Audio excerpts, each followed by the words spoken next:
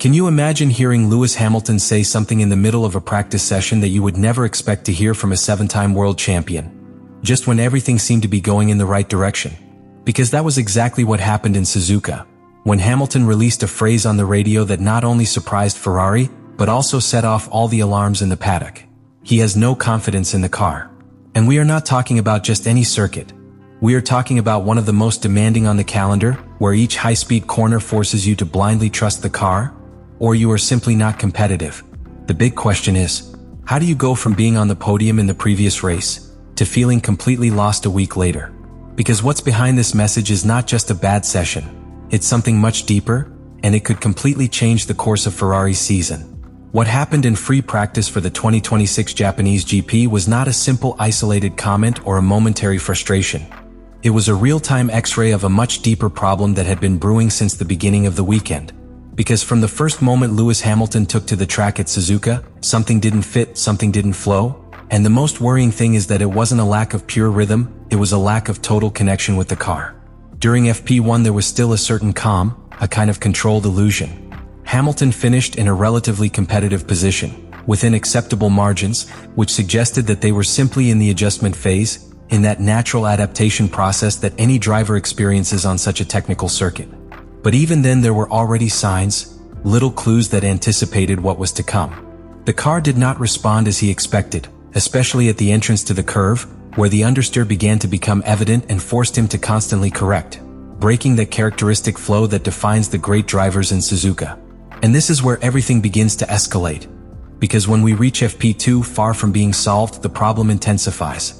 Ferrari introduces changes to the setup, trying to regain balance, seeking to give Hamilton that front end he needs to attack the fast corners.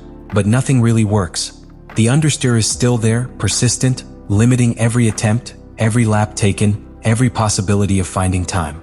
It's not just that the car is slow, it's that it doesn't allow you to push with confidence. And then the key moment arrives, that moment where everything breaks. In the middle of the lap, Hamilton reports even more unstable behavior. A violent snap in one of the most delicate areas of the circuit. A sudden, unpredictable movement that, on a track like Suzuka, not only compromises time, compromises total control of the car. And that's when the phrase appears that completely changes the narrative of the weekend. I'm very slow because I don't have confidence in the car. This is not just any message. It's not just another technical complaint. He is a driver who is recognizing that he can't push the car to the limit. And in Formula One, if you can't trust, you simply can't compete. The most shocking thing about all this is the context. Because Hamilton did not arrive in Japan in crisis, quite the opposite. He came from a solid, even hopeful start, with results that indicated that his adaptation to Ferrari was on the right track. And suddenly, in a matter of hours, everything changes. Confidence disappears, the car becomes unpredictable, and doubts begin to appear. Not only in the driver, but in the entire team. This is where the problem stops being specific and becomes structural.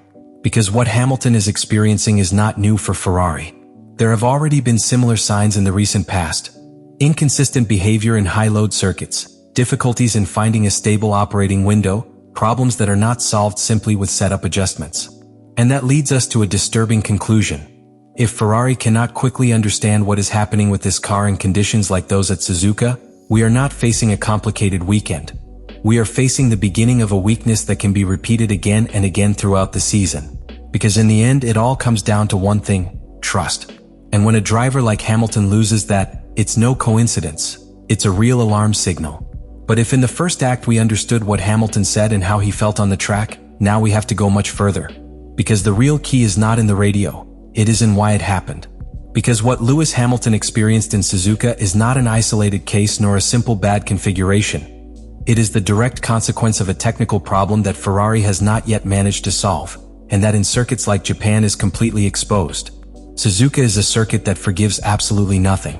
It is fast, fluid, extremely technical, and above all, it demands brutal aerodynamic precision in the front axle. Every change of direction, every step into fast corners, depends on the car having an immediate and predictable response. And this is where the SF26 begins to show its most serious limitations. The central problem revolves around one key concept. The car's operating window is too narrow. This means that the car only performs well in very specific conditions, and when you leave that range, the behavior becomes unpredictable. Exactly what happened to Hamilton. The understeer that was constantly reported is not just a lack of turn. It is a sign that the car is not generating adequate downforce at the front in critical phases of the corner. And when you try to correct that with more wing setup, height changes, mechanical adjustments, you can enter a domino effect where you solve one thing, but you break another. And here comes the second problem, even more dangerous: sudden instability, that snap that Hamilton talked about. Because this reveals that the car is not only limited, it is inconsistent. It may seem relatively stable in one phase, and suddenly completely lose grip in another. At a circuit like Suzuka, that is unacceptable. Ferrari tried to react between sessions as is logical, but the fact that the changes have had no real effect leaves a very clear conclusion. It is not a problem of fine-tuning, it is a fundamental problem. And the most worrying thing is that this already has precedence. It is not the first time that a Ferrari suffers on this type of track. Already in previous seasons, in similar conditions, the car showed weaknesses when downforce and stability in fast corners were critical. It's as if there is a pattern, a structural limitation in the DNA of the car. Now, this is where everything becomes even more delicate, because this type of problem is not solved overnight. It's not something you can fix between Friday and Saturday. It requires deep understanding, development, evolution, time. And in the middle of the season, time is precisely what you don't have. This completely changes the reading of the situation. We are no longer talking about bad practice or a difficult weekend. We are talking about a car that, under certain conditions, simply does not allow the driver to extract its maximum performance. And when that happens to a driver like Hamilton, the impact is double. Because you don't just lose performance, you lose the ability to make a difference. And this is where the big doubt that this second act leaves arises. If Ferrari fails to extend that operating window, how many more circuits like Suzuka are going to expose exactly the same problem? And this is where everything explodes, because what started as a simple radio in turn now has much bigger consequences than it seems. Because when a driver like Lewis Hamilton says he doesn't have confidence in the car, it's not just a technical problem, it's a turning point. In the short term, the impact is immediate. A driver without confidence cannot attack in qualifying, cannot take risks in fast corners, cannot make a difference when it really matters. And at a circuit like Suzuka, that means one thing: you're out of the fight before the serious part of the weekend begins. We already saw it in practice, but this is directly projected towards qualifying and the race, because while other drivers can go to the limit, Hamilton is forced to drive with margin. And in Formula One, that margin translates into tenths, and those tenths into positions. But what's really important is not Japan, it's what comes after. Because this type of problem does not go away on its own. If the SF26 has this structural weakness in high downforce circuits, then we are not talking about an isolated case. We are talking about a pattern that can be repeated in multiple scenarios throughout the calendar. And that completely changes the team's aspirations. Ferrari would no longer be fighting alone against its rivals, it would be fighting against its own car. And here comes the most delicate factor of all, the adaptation of Hamilton. Because let's remember something key. Hamilton is in the process of building his relationship with Ferrari. He comes from a completely different context, from years driving cars with different philosophies. And now he finds himself with a car that, instead of giving him confidence, generates doubts. This slows everything down. His adaptation, his progression, his ability to exploit the car to the fullest. And in such a competitive championship, losing that time can be decisive. Furthermore, there is a psychological element that cannot be ignored. When a driver begins to feel that the car does not respond, that he cannot trust it in critical areas, that doubt sets in. And even if the team improves the car, regaining that confidence is not immediate.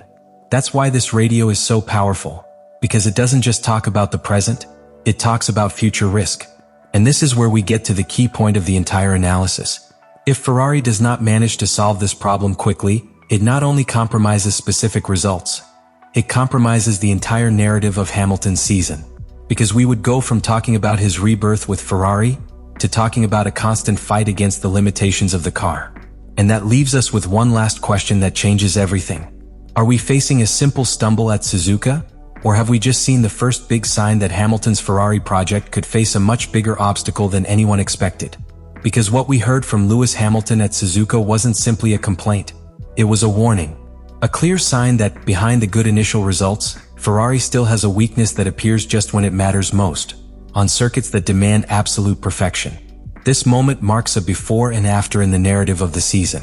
Until now, everything revolved around adaptation, progress, the potential of a historic union. But this radio breaks that line and forces us to look at reality from another, much more uncomfortable angle. Because if the car doesn't give you confidence, Hamilton can't be Hamilton. And that completely changes the ceiling of the team. It's no longer just about having rhythm or fighting for positions. It's about whether they really have a solid enough foundation to sustain a constant fight throughout the season. The most disturbing thing is that this type of problem does not hide. It repeats itself. And if Ferrari does not find a solution, each Suzuka-like circuit can become a new exposure of its weaknesses. So the conclusion is as clear as it is worrying. This wasn't just a bad Friday. It wasn't just negative radio. It was the first big sign that Hamilton's real challenge at Ferrari is not in adapting, but in surviving the limits of a car that for now does not allow him to trust. And when you lose that in Formula One, you lose everything. Let me know in the comments what you think about all this.